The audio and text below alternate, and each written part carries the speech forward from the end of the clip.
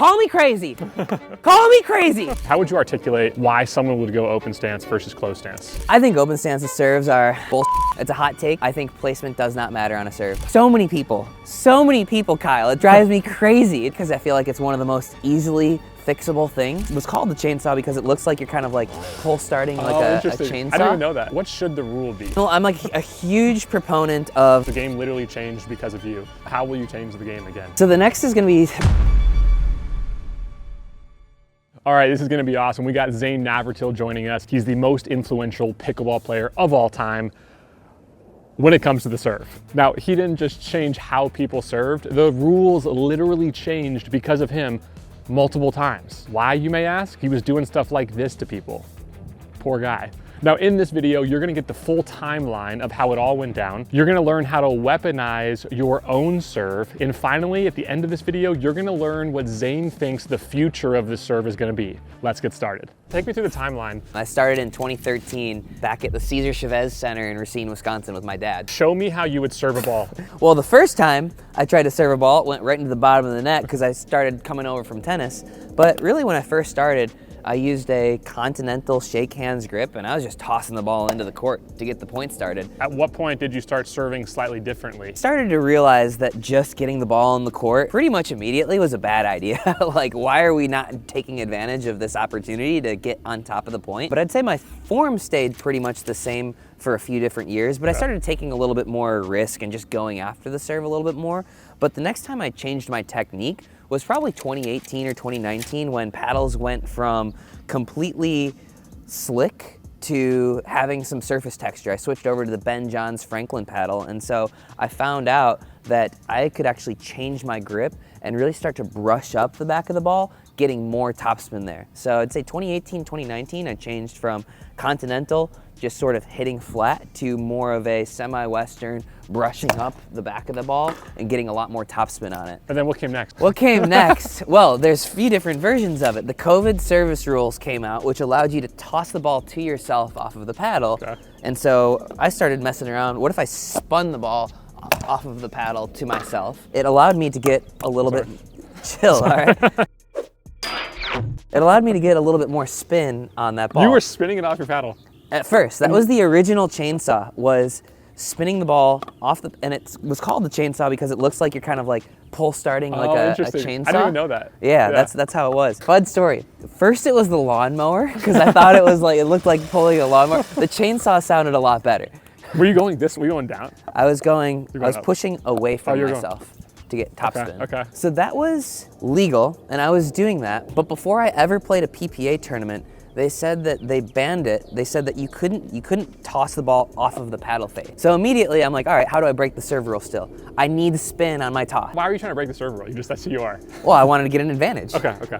So I'm like, okay, I figured out, I've got to have spin on my toss. So the next step there was I started placing the ball on my fingers here and spinning off the fingers and then hitting. So they said you can't do it off the paddle, but same concept, I'll do it off my fingers instead. Exactly. So I started going here, which I think was to date the most effective version of the spin serve. Okay. And this is what people mostly refer to as the chainsaw now. Okay. Like the two hands spin serve. So then that got banned in when, 2022? So there's slightly different timelines. The PPA banned spin serves completely for 2022, but USA Pickleball banned two-handed spin serves. Okay. They banned this.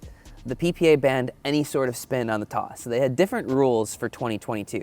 So I was playing primarily APP and MLP. And so in 2022, instead of two-handed spin serves here, what I started doing was the Morgan Evans, where he was snapping his fingers on the ball to create spin with the toss hand. So you toss it up and then hit. So when I started playing, this is the serve that everybody was using. That got banned, yes? Yes, after 2022, all spin serves completely got banned, and then we all had to just decide how to serve normal. 2023 was a relatively uneventful year in terms of serving. Okay. 2024, last year, we had all types of service controversies where, and I don't know how in the weeds we even want to get, where MLP and PPA had very different rules, even though they were under the same umbrella. MLP at one point eliminated the contact height requirement completely, so you could theoretically serve face high, as long as the paddle was below the level of the wrist here, and you're still hitting upwards. And then PPA did their craziness where it's like you have to release it from below the top part of your waist. Let's just say it was a cluster bleep.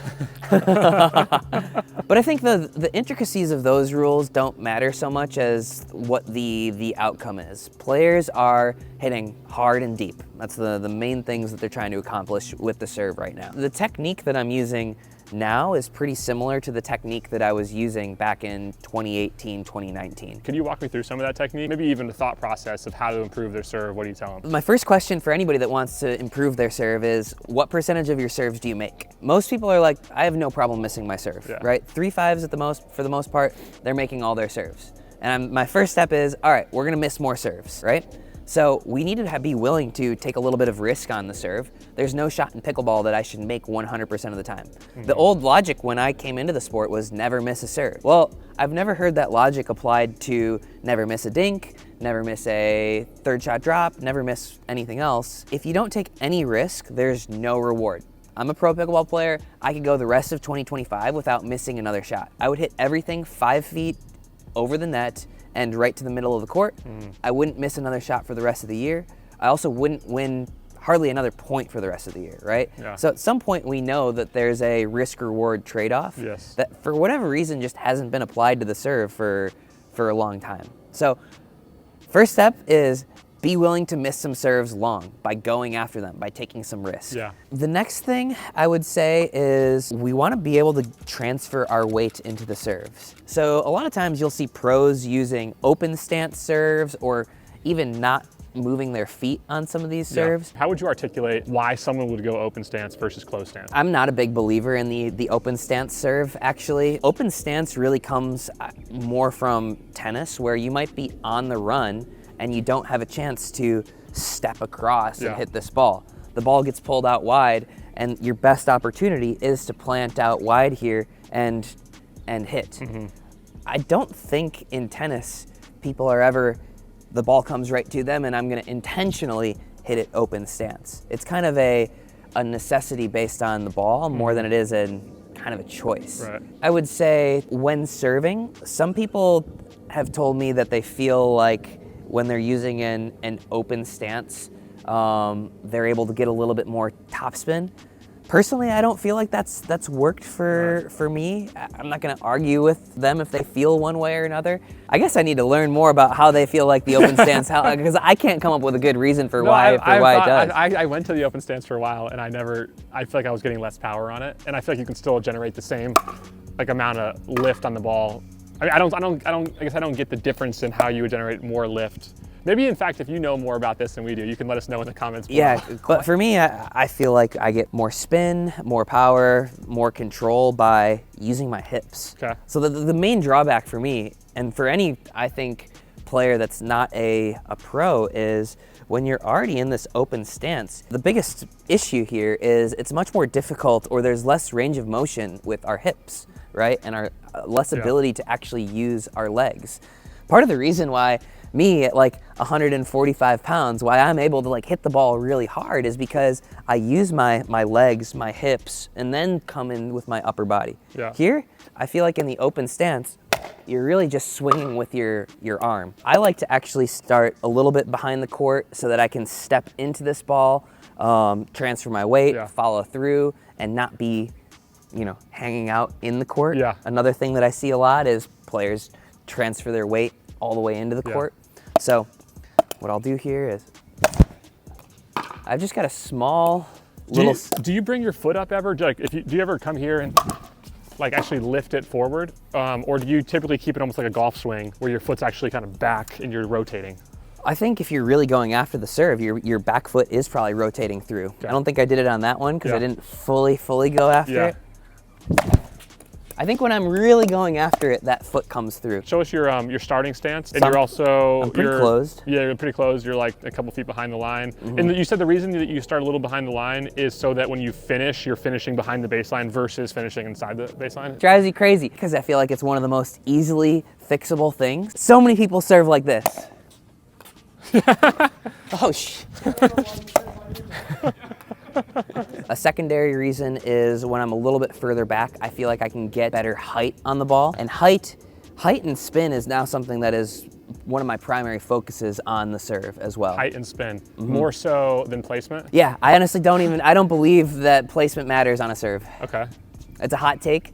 I think placement does not matter on a serve. Height and spin over placement. Why does it not matter? Because at a high level, when you're playing against very athletic players, and this does not apply to everybody, right? This is a generalization. If my opponent wants to hit a forehand, they're gonna hit a forehand. They'll figure it out. They will get over to that spot. Even if I try and put it right on that tee, maybe I'll get them sometimes, but I'll drive myself crazy trying to get it onto their backhand if they are really trying to make sure that they hit a forehand.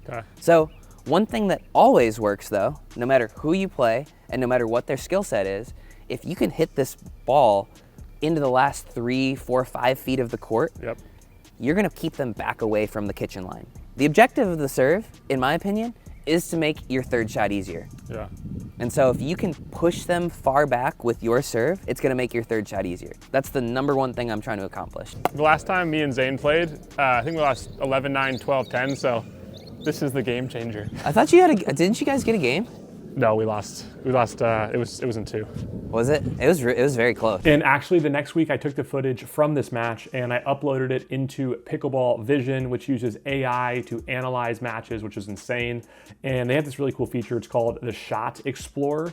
And so I can choose myself on player 3 and I can filter any of these shots. And so instead of like uploading footage and having to edit and look at, all my serves, all my returns, every time I hit a speed up, my drops, all of these things, you can just filter it. So I'll click serve here. And I could even choose from up to 1, 2, or 3 shots before and after the serve. I'll apply that here. Now these are all of my serves. So I can look at what was the depth of my serve, what was the trajectory of my serve, and I don't actually have to watch through hours of footage and then try to skip ahead, edit down. It's all done for you in seconds. It's an insane tool. I use it in my own game to make it more efficient for me to watch film, and I'll encourage you to check it out. There's a link in the description below. You can get 3 free matches analyzed by Pickleball Vision using that link. Do it. It's insane. You have to check out this technology.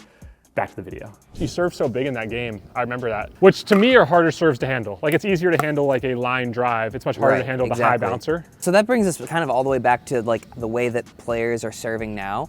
Depth and height are super important because no matter how hard you hit it at me, if that ball is coming on a line drive, it's basically coming in a straight line towards my paddle, and I only have to meet the ball on one axis. It's only traveling in one direction.